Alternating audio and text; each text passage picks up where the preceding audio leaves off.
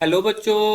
हमारा प्रश्न है, एसर्शन दिया हुआ है SF6 जल अपघटित नहीं हो सकता किंतु SF4 हो सकता है। और कारण जो दिया हुआ है हमारा क्या है, SF6 में 6 परमाणु SF6 के सल्फर परमाणु पर H2O के हमले को रोकता है। तो चलिए समझते हैं इस प्रश्न को। 5 ऑप्शन भी है हमारे पास। पहला ऑप्शन है कि अभिकथन और तर्क दोनों सही है और तर्क सही व्याख्या करता है हमारे अभिकथन का। दूसरा है अभिकथन और तर्क दोनों सही हैं किंतु तर्क जो है सही व्याख्या नहीं करता है हमारे अभिकथन का। तीसरा है अभिकथन सही है तर्क गलत है। चौथा है हमारा अभिकथन गलत है तर्क सही है। और पांचवा है अभिकथन और तर्क दोनों के दोनों गलत है। चलिए समझते हैं प्रश्न। तो अगर इस प्रश्न की मुख्य अवधारणा को समझना है, ठीक है, तो हमें दो बातें समझनी होगी। पहले सल्फर के बारे में समझना होगा। ठीक है, ठीक है। हमें क्या होगा, सल्फर के बारे में समझना होगा। सल्फर जिसका परमाणु संख्या कितना होता है, 16 होता है। परमाणु संख्या 16 होता है तो इसका इलेक्ट्रॉनिक विन्यास 2 8 6। बाह्यतम कक्षा में 6 इलेक्ट्रॉन उपस्थित रहते हैं। ठीक है, बाह्यतम कक्षा में कितने इलेक्ट्रॉन रहते हैं, 6 इलेक्ट्रॉन रहते हैं।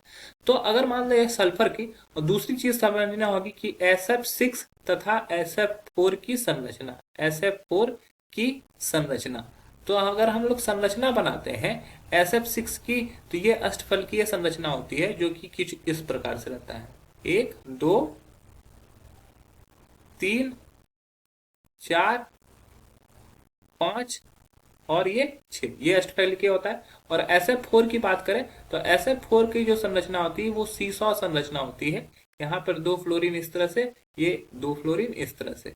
और यहाँ पर क्या होता है, चूंकि देखो SF के बाह्यतम कक्षा में 6 इलेक्ट्रॉन, 6 इलेक्ट्रॉन में यहाँ पे देखो S के सभी के 6 इलेक्ट्रॉन यहाँ पर यूज हो रहे हैं फ्लोरीन के साथ। यहाँ पर अपना बंद बना चुके हैं। जबकि दूसरे में क्या होता है कि SF4 में जब होता है तो 4 ही इलेक्ट्रॉन इन्वॉल्व हुआ है। इसके 2 इलेक्ट्रॉन क्या होंगे, एकाकी युग्म बना लेंगे।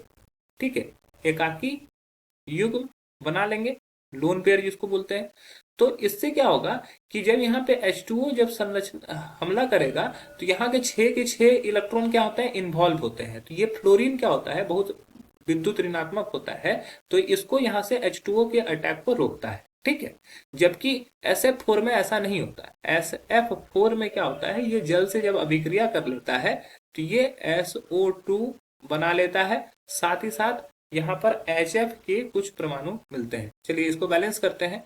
तो ये हो जाएगा 2S2, ये इस तरह से ये बैलेंस भी हो जाता है। तो कहने का मतलब है कि यहाँ पर क्या है, जल रिएक्शन कर लेता है और ये SO2 में अवघटित हो जाता है और HF देता है। जबकि पहले वाले में क्या होता है, SF6 में H2O के जल के अणुओं को फ्लोरीन के द्वारा रोक दिया जाता है। तो हमारा पहला जो दिया हुआ है, SF6 जल अपघटित नहीं होता किंतु SF4 हो सकता है, तो यह कथन बिल्कुल सही है। यहाँ पे हम लोग ने देखा कि SF4 जल अपघटित हुआ।